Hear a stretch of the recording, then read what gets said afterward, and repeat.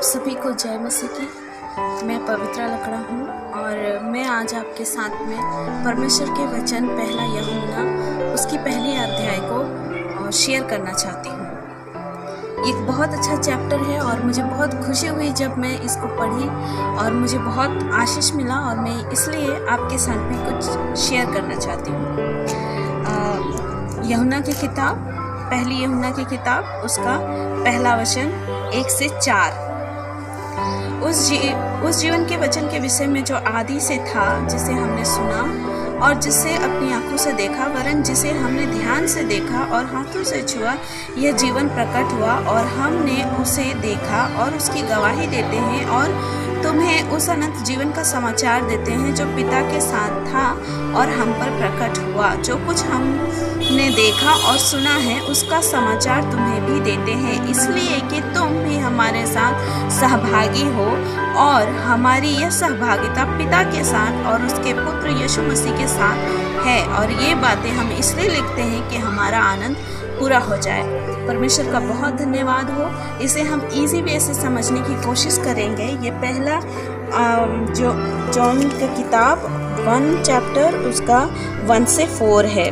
यहाँ पर ये व्यक्ति जो परमेश्वर की सेवा करते हैं वो जानते थे इस वचन के अनुसार परमेश्वर उसके बारे में बोल रहे हैं कि उसे हमने सुना, देखा, ध्यान से छुआ।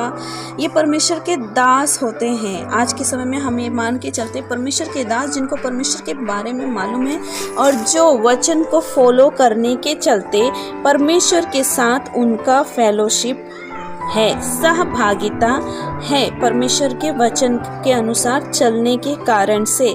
और जब ये यही वचन को ऐसे ग्रुप को बताते हैं जो परमेश्वर को नहीं जानते और जब उनको वो प्रचार करते हैं, गॉस्पेल का, सुसमाचार का प्रचार करते हैं, तो ये अननोन ग्रुप और ये परमेश्वर को जानने वाले लोग या पास्टर हम मान सकते हैं, आपस में सहभागी हो जाते हैं। और जब ये लोग, ये ग्रुप गॉस्पेल को सुनकर उस पर विश्वास करते हैं और फेलोशिप करना शुरू कर देते हैं, उसके पीछे चलना शुरू कर देते हैं, तो वो परमेश्वर के साथ भी सहभागी हो जाते हैं।